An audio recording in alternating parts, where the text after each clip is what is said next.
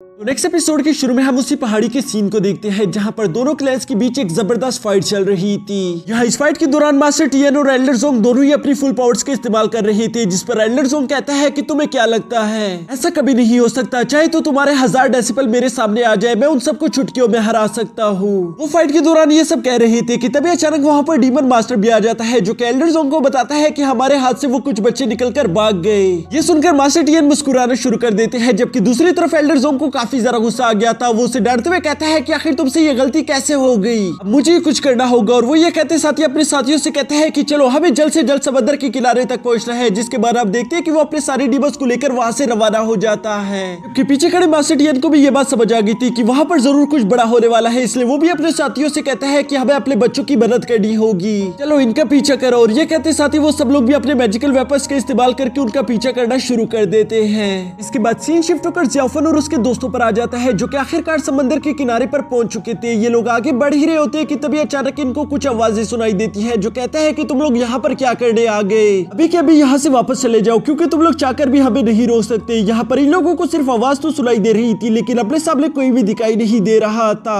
वो लोग सिर्फ हवा में पिलर फॉर्मेशन देख पा रहे थे कि तभी अचानक इन लोगों पर कोई अटैक कर देता है, जिसकी वजह से ये लोग गिरकर नीचे आ गए थे। और वो लोग देखते हैं कि ये कोई और नहीं बल्कि डीमन किंग है, क्योंकि खुद ही इन लोगों के सामने आ गया था और वो इन लोगों को यहाँ से वापस जाने के लिए कहता है। लेकिन ज़ियाओफन ये बात नहीं मानने वाला था, बल्कि वो खड़ा होकर कहता है कि मैं तुम्हारे बारे में हमेशा से सही था। उस दिन जब हमारी पहली मुलाकात हुई थी तब तुमने कहा था कि तुम लोग कुछ भी गलत नहीं कर रहे, लेकिन मैं तुम्हारे बारे में हमेशा से जानता था कि तुम लोग कभी भी अच्छे लोग नहीं बन सकते। डीमन किंग ये सुनकर कहता है कि ज़ियाओफन अभी वक्त नहीं है, मैं तुम्हें समझा नहीं सकता, अभी के लिए मुझे हर हाल में अपने मिशन में कामयाब होना ही होगा। तो सुनकर ज़ियाओफन अपने मैजिकल स्टिक को कैच करते हुए कहता है, फिर तो इस दुनिया को बचाने के लिए हमें भी अपने मिशन में कामयाब होना ही चाहिए। यानी कि वो फाइट के लिए खुद को पूरी तरीके से तैयार कर लेता है कि तभी अचानक डीमन किंग का सर्वेंट उससे कहता है कि मास्टर वक्त आ चुका है। ये सुनकर डीमन किंग फौरन से ज़ियाओफन और उसके दोस्तों पर हमला कर देता है ताकि वो लोग वहीं पर रुक जाए, और वो ये करने के बाद फौरन वहां से चला गया था। यहाँ ये लोग डीमन किंग के अटैक से खुद को शील्ड क्रिएट करके बचा लेते हैं, जिसके बाद ये लोग उसे फॉलो करने के लिए अभी उसके पीछे जाने ही वाले थे। तभी ब्रदर का इन सब लोगों को रोककर कहता है कि उस तरफ देखो, वहां से एक बहुत बड़ा ड्रैगन बीस्ट आ रहा है। और हम देखते हैं कि ये कुछ और नहीं बल्कि एक वाटर ड्रैगन बीस्ट था, जिसे डीमन किंग ने यहाँ पर समन करवाया था। लोगों ने खुद ही पहले इवल स्पेल कास्ट किए थे, जिसकी वजह से ये ड्रैगन बीस्ट यहाँ पर आ गया। और इन लोगों का मकसद भी यही है, क्योंकि ये लोग इस ड्रैगन बीस्ट को यहाँ पर कैप्चर करना चाहते हैं। अब यहाँ इस ड्रैगन बीस्ट के बिल्कुल एग्जैक्ट पोजीशन पर आ जाने के बाद हम देखते हैं कि वो सर्वेंट दोबारा से अपने ब्लैक इवल स्पेल को कास्ट करना शुरू कर देता है, जबकि दूसरी तरफ ड्रैगन किंग भी अब एक स्पेल कास्ट कर रहे थे। इस स्पेल की वजह से वहाँ हवा में मौजूद पिलर्स बारी बारी करके नीचे गिरना शुरू कर देते हैं, जिसकी वजह से वहाँ पर एक फॉर्मेशन क्रिएट हो गई थी। और इस फॉर्मेशन के कारण वो ड्रैगन बीस्ट उसमें कैद होना शुरू हो जाता है, जिसकी वजह से उसे काफी ज्यादा तकलीफ हो रही थी और वो दर्द से चिल्ला रहा था। ज़ियाओफन ये देखकर डीमन किंग पर अटैक करना शुरू कर देता है, जिसके बदले में डीमन किंग सिर्फ उसे ब्लॉक कर रहा था, जबकि जिनियो भी यहाँ पर ज़ियाओफन का साथ देते हुए डीमन किंग पर हमले करता है। डीमन किंग इन दोनों के अटैक्स को ब्लॉक करने के साथ साथ इन दोनों को पुश करते हुए नीचे गिरा देता है, जिसके बाद वो अपना सारा के सारा ध्यान उस फॉर्मेशन पर लगा रहा था, क्योंकि वो नहीं चाहता था कि उसकी ये फॉर्मेशन टूट जाए, क्योंकि अगर ऐसा हो गया तो वो ड्रैगन बीस्ट पूरी तरीके से आजाद हो जाएगा। यहाँ नीचे खड़ा ज़ियाओफन, जिनियो और उनके बाकी के दोस्त ये सब होता हुआ देख रहे थे कि तभी अचानक वो लोग देखते हैं कि वहाँ नीचे से और भी बहुत सारे डीमंस आ चुके हैं। इसलिए जिनियो और ब्रदर का नीचे वाले डीमंस के साथ फाइट करना शुरू कर देते हैं, जबकि दूसरी तरफ ज़ियाओफन और मिस यूवी ने डीमन किंग पर हमला करना शुरू कर दिया था। डीमन किंग भी बस इन दोनों के अटैक्स को ब्लॉक करने के साथ साथ अपना सारा के सारा ध्यान इवल फर्नेस पर लगा रहा था, ताकि वो उसे एनर्जी प्रोवाइड कर सके। लेकिन धीरे धीरे वो महसूस करता है कि ये दोनों बहुत ज्यादा पावरफुल है, जिसकी वजह से वो अपनी जगह पर टिक नहीं पाता और वो हिट होने के बाद पीछे हट गया था। अब उसको बहुत ज्यादा गुस्सा आ गया था, इसलिए वो अपनी एनर्जी का इस्तेमाल करते हुए अब ज़ियाओफन पर अटैक करना शुरू कर देता है, जबकि दूसरी तरफ ज़ियाओफन भी अपनी पूरी कोशिश कर रहा था ताकि वो इस डीमन किंग को अपने इवल प्लान में कामयाब ना होने दे। यहाँ पर हमें इन दोनों के दरमियान एक जबरदस्त फाइट देखने को मिलती है, लेकिन इस फाइट के दौरान डीमन किंग नोट करता है कि ज़ियाओफन पहले से कई गुना ज्यादा ताकतवर हो चुका है, इसलिए उसे रोकना काफी ज्यादा मुश्किल होता जा रहा है। यहाँ ज़ियाओफन और डीमन किंग दोनों की एनर्जी एक दूसरे से टकरा रही थी, जिसकी वजह से वहाँ पर बहुत बड़े बड़े एनर्जी वेव्स क्रिएट हो रहे थे। ऐसा लग रहा था कि ज़ियाओफन यहाँ पर जीत जाएगा, इसलिए वो डीमन किंग उससे कहता है कि लगता है तुमने अपने मैजिकल वेपन का इस्तेमाल करना सीख लिया।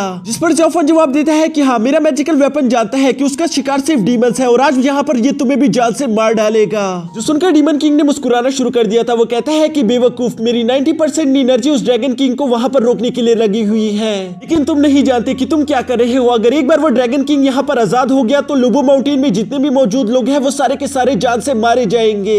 असली इवल मैं नहीं बल्कि तुम होगे, क्योंकि तुमने अपने दोस्तों और रिश्तेदारों को जान से मार डाला होगा। ये सुनकर ज़ियाओफन थोड़ी देर के लिए शॉक हो गया था। उसे कुछ समझ नहीं आ रहा था कि आखिर उसे क्या करना चाहिए, जबकि दूसरी तरफ तरफ डीमन किंग इसी मौके का फायदा उठाकर उसे हिट करते हुए पीछे हटा देता है और ये करने के बाद हम देखते हैं कि वो डीमन किंग बड़ी तेजी के साथ उस ड्रैगन बीस्ट के पास चला गया था, जहां वो अपनी चेन फॉर्मेशन का इस्तेमाल करके उसे कैद करना शुरू कर देता है। जफन तो बाहर से सिर्फ ये सब देख रहा था, जबकि दूसरी तरफ जीनू भी ये देख रही थी। वो कहती है कि ये सब बिल्कुल भी ठीक नहीं हो रहा, इसलिए जीनू आगे बढ़ के उस ड्रैगन को आजाद करवाने के लिए उस फॉर्मेशन को तोड़ना शुरू कर देती है। वो अपने रिबन का इस्तेमाल करके उस बैरियर को तोड़कर नीचे गिरा रही थी। जफर यहाँ की सिचुएशन देखकर काफी ज्यादा घबरा गया था। मिस यूवी उस डीमन किंग को रोकने के लिए उस पर हमला करने के लिए आगे बढ़ती है, लेकिन तभी वहां पर एल्डर जोंग आ गया था, जिसने डीमन किंग को बचाने के साथ साथ मिस यूवी को भी अपने साथ फाइट में उलझा दिया था। ये देखकर जिन्यू मिस यूवी की मदद करने के लिए अपने स्पिरिचुअल ड्रैगन का इस्तेमाल करता है। दूसरी तरफ एल्डर जोंग ने जिन्यू को पहले ही आता हुआ देख लिया था, इसलिए वो भी अपने ग्रीन स्पिरिचुअल ड्रैगन को समन कर लेता है। और ये करने के बाद हम देखते हैं कि इन दोनों के स्पिरिचुअल ड्रैगन एक दूसरे से टकरा गए थे, जिसके बाद एल्डर जोंग 2 वर्सेस 1 की फाइट करते हैं। यहाँ की ये सिचुएशन काफी ज्यादा खराब हो चुकी थी। एल्डर जोंग यहाँ पर जिन्यू और मिस यूवी दोनों का सामना अकेले कर रहे थे।